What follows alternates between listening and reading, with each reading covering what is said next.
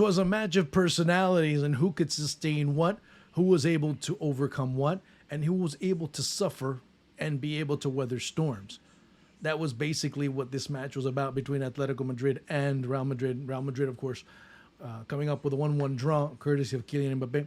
There's lots of things to be looking at in this match, and it was seeing how Atletico were pressuring constantly in the first half.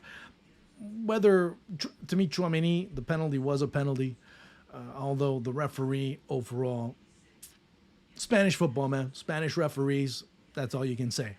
Nothing else nothing else that I'm going to add is going to say how bad they are overall. As a collective, Spanish referees are horrible as a collective.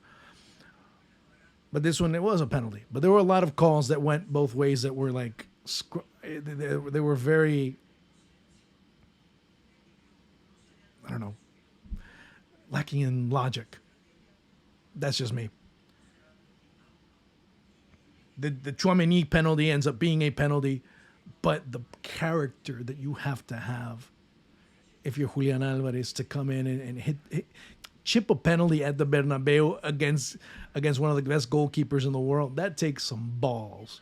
I'm sorry to say, that takes some balls. And he did it. Atleti go into the dressing room up 1-0. Madrid came out like a house of fire. I mean, they were switched on. They kept on pushing. They kept on looking for the opposing goal. Jan Oblak had a couple of interventions. Jose Maria Jimenez was clearing anything left and right. I think Clement Lenglet ends up being, the player that ends up getting a yellow card. But everything that ends up occurring, you have to look at one player, and it shows the proficiency as well as the deficiencies of Real Madrid in certain areas. The arrival of Kylian Mbappe ends up kind of disbalancing Real Madrid, and in certain moments you saw that. And it's a bit of a risk at times. Why do I say that? Because when Mbappe comes in to this lineup, you end up basically missing a midfielder, because you can't take out Vinicius on the left. You can't take out Rodrigo on the right. Obviously, Mbappe up top, he isn't a 9, but he has a little bit more freedom. You can't also take out Jude Bellingham. So what do? You have to take out a midfielder. So in that, you end up having Jude Bellingham playing as a pseudo midfielder, dropping back and covering everything for Kylian Mbappe. But then he also storms in. Trust me, I was wrong, I don't care. But in my opinion, last year, Jude Bellingham deserved to be the Ballon d'Or. He did. And today, you saw that. He was the one that stormed in. I don't know if he deserves a half a goal, but he creates what ends up being that he has a lot to do in the equalizer for Real Madrid. Rodrigo has a lot to do with it because of how he's able to open the defense on the right side. The ball comes in, and Bellingham's a little bit handcuffed when he receives the ball, shoots it on target, but it bounces off.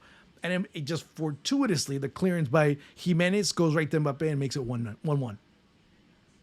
But Bellingham continued. There was two, maybe even 3 opportunities that I can recall off the top of my head that crosses come in, Bellingham is near. He's able to really help manufacture offensively going forward. Like I said, it shows the proficiency of Real Madrid, but also shows the deficiency of Real Madrid because they end up losing numbers in the middle. And then a lot more players have to cover a lot more spaces behind him, which sometimes maybe it's not the most favorable of things, but for the most part it's worked because Madrid up top end up being clinical most of the time. At the end of the day, you end up analyzing it and seeing it from that perspective. You're like, wait, Madrid can be beaten. And Madrid could have been beaten if Atleti were able to not drop back so much and trying to absorb so much pressure and maybe try and be able to play out a little bit more. That's easier said than done against this Madrid side because of that proficiency, because of what the players out wide were capable of doing on a consistent basis. Keep in mind that Rodrigo, when he comes in, who was it? I think it was Galan. Yeah, it was Galan. Just moments before that, he had already been booked. So he was already conditioned. He couldn't come in and charge in on Rodrigo. So he takes full advantage of it. Vinicius Jr. with a couple of opportunities as well down the left side. He sent some really interesting crosses. He had a good game. He had some good moments. Yeah, okay. People talk about Vinicius for the negative, but today there were a lot of positives as well. So let's not forget that part.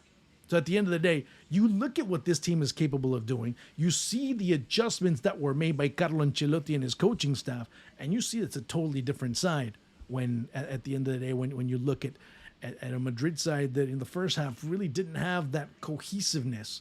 And maybe in the second half they didn't, but it was a lot of individualities being able to get together and make some interesting situations emerge for Real Madrid. So a big draw, which not only that, now Real Madrid with 50 points, Atleti with 49, and if Barcelona win tomorrow against Sevilla, then all of a sudden Barcelona are at 48. La Liga is starting to get interesting, isn't it? Especially with the top three. So when you start analyzing it from that perspective, well, things could get pretty interesting. Now, the only team that ends up kind of losing a little bit of balance out of that, Athletic Club could have also had a chance. They too end up being a little bit more relegated because people say, oh, it's only 3. Well, Athletic Club currently has 44.